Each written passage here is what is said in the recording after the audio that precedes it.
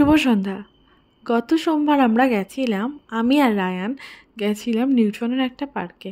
এই পার্কটা রায়ানের অনেক দিন ধরে যাওয়ার খুব ইচ্ছা ছিল। পার্কটার নাম আমি কি ঠিক জানি না, তবে যখনই আমরা উইকেন্ডে ঘুরতে বেরোতাম তখনই আমরা গাড়ি থেকে দেখতাম। আর রায়ানের যাওয়ার খুব ইচ্ছে ছিল, সেটা প্রকাশও করতো, কিন্তু যাওয়া হয়ে উঠতো না। তো সেদিন আমি ফ্রিও ছিলাম, রায়ানকে বললাম যাবি পার্কে? তো বললো হ্যাঁ যাবো। তাই আমি আর রায়ান বেরিয়ে গেলাম। পার্কের সামনে টোটোটা যেই থামলো, রায়ান আর আমার দিকে তাকায় না মোটে। ও তো দৌড়ে পার্কের ভেতরে ঢুকলো, আর ঢুকেই আসলো স্লাইড করতে। ওর ভীষণ প্রিয় একটা জিনিস।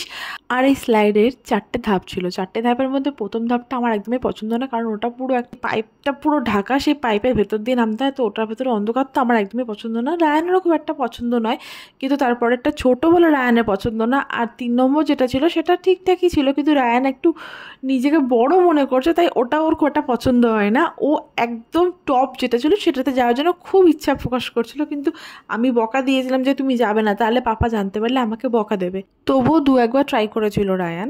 রায়ান ভেবেছিল কি যে আমি বুঝতেও পারিনি, কিন্তু আমি বুঝতে পেরেছিলাম। আমি রায়ানকে কিছু বলিনি, কারণ এইভাবেই আস্তে আস্তে বড় হবে। আর এখানে বেশ কিছুক্ষণ সময় কাটানোর পরে যখন গেমে নিয়ে চান হয়ে গেল, তারপরে গেল ট্রি হাউসে। তো সেই ট্রি হাউসেও কিছুক্ষণ থাকলো, তারপরে চলে আসলো পুরো পার্কটা ঘুরতে। পুরো পার্কে অনেক রাইডস ছিল, সবগুলোর ভিডিও আমার করা হয়নি, তবে রায়ান কিন্তু প্রত্যেকটা রাইডসেই একটু একটু করে সময় কাটিয়েছে। কিন্তু সবথেকে মজা হলো কি, যখন রায়ান পার্কের মধ্যে কিছু স্ট্যাচু দেখতে পারলো, স্ট্যাচু মানে আমি বলতে চাইছি কার্টুনের কিছু ক্যারেক্টারের স্ট্যাচু, যেগুলো আমাদের ছোটোবেলার সকলেরই প্রিয় ছিল, যেমন বাটুল দি গ্রেট, হাদা ভোদা। তো ওদের প্রত্যেকের সাথে রায়ানের একটা করে সেলফি নিল। প্রথমে না ভেবেছিল কি এগুলো রিয়েল ক্যারেক্টার, ও তো খুব মজা পেয়েছিল ওদের সাথে, ভাবছিল গিয়ে কথা বলবে, কিন্তু পরে যখন ও বুঝতে পারলো যে না এগুলো রিয়েল না, এগুলো পুতুল, তো ও একটু আপসেটও হয়ে গেছিলো। যাই হোক, তারপরে গেল কিছু বসার সিট দেখতে পেলো, যেগুলোকে ধরে রয়েছে কচ্ছপ বা ক্যাঙ্গারু, সেগুলোর সাথেও ওর একটু ফটো তোলা লাগলো। তারপরে ওর ইচ্ছা করছিল না, কিন্তু আমার দেখে না রায়ানকে খুব কষ্ট হচ্ছিল, তাই আমি বাড়ি নিয়ে আসলাম, কারণ ও এত ঘেমে গেছিলো না। ওকে দেখে মনে হচ্ছিল কি যে ও চান করে উঠেছে, হয়তো চান করলেও মনে হয় এত গা ভিজে থাকে না।